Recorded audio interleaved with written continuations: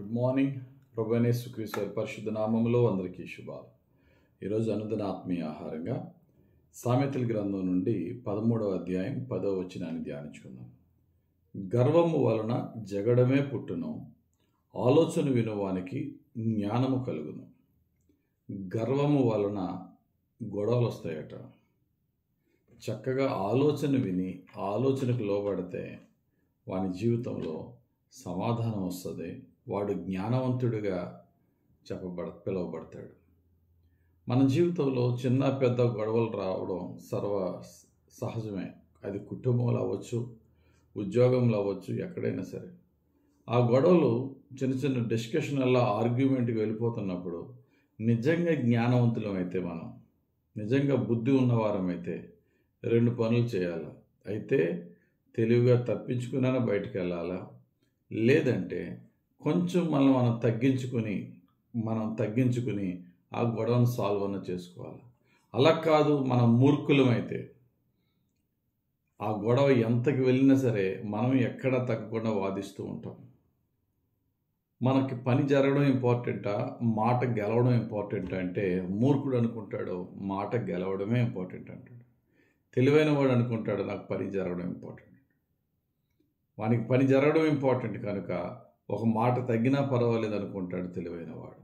కనుక end of the day తెలివైన వాడు సంపాదించుకుంటాడు, మూడు ఉన్నదాన్ని కూడా పోగొట్టుకుంటాడు. దేవుని బిడ్డలమైన మనం వాదనలో గెలిచామా, ఆ మనిషి యొక్క హృదయంలో మంచి మనసును మనం గెలుచుకున్నామా, రేపన్న రోజున మనం ఏదన్నా దేవుని గురించి కానీ దేని గురించి ఒక మంచి మాట చెప్తే అతడు తీసుకునేలా ఉన్నాడా అనే ఆలోచన మనకు ఉండాలి.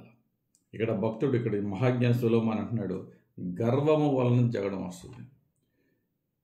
ఒక్క మాట తగ్గడంతో పెద్ద సమస్య తీరిపోయే పరిస్థితి వస్తుంది. ఆ తగ్గకపోవడం వల్ల అంతకంటే 100 రెట్లు పెద్ద సమస్యని కొనుక్కు తెచ్చే పరిస్థితి వస్తుంది. రెహబాం అనేవాడున్నాడు, సొలొమోను తర్వాత రాజు అయ్యాడు. సొలొమోను కొడుకు.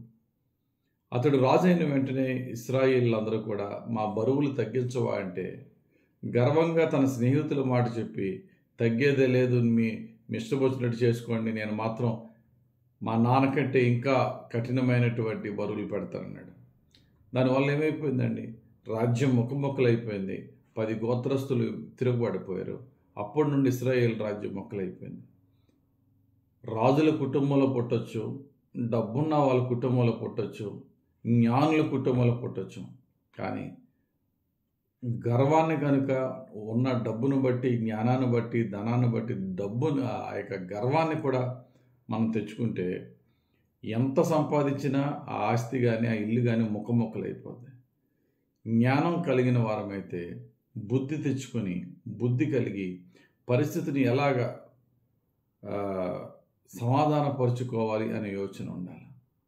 బైబిల్లో ఒక ధనవంతుడు ఉన్నాడు, అతని పేరు నాబాలు. వాడికి చాలా డబ్బు ఉంది, చాలామంది పనివారు ఉన్నారు.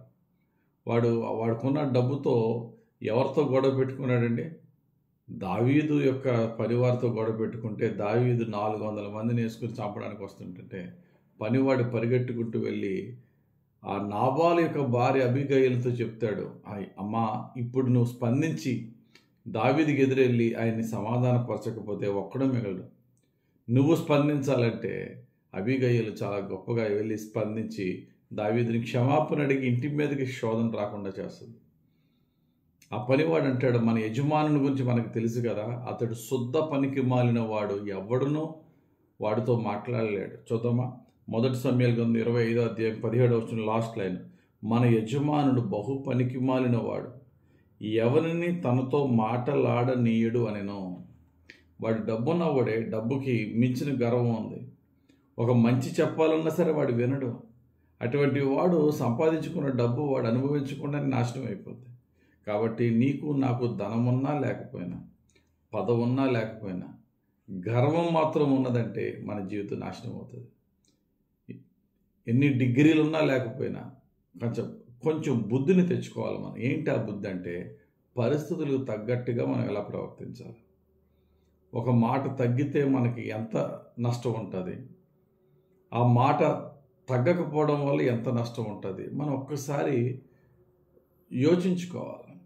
కాబట్టి ప్రభు చెప్పిన మార్గం ఏంటంటే, సాత్వికులు ధన్యులు, వారు భూలోకాన్ని స్వతంత్రించుకుంటారు.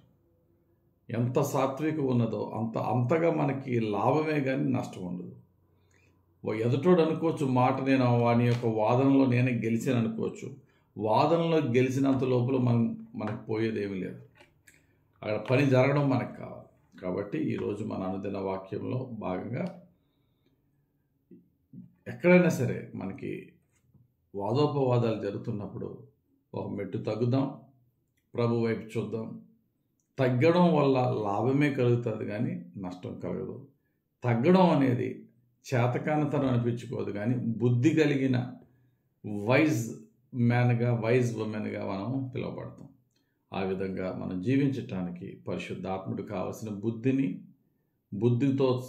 బుద్ధితో పాటుగా కావలసిన హంబుల్నెస్, దీనత్వాన్ని, తగ్గింపునిచ్చి గొప్ప ఫలాలతో మనం దీవించునుగాక.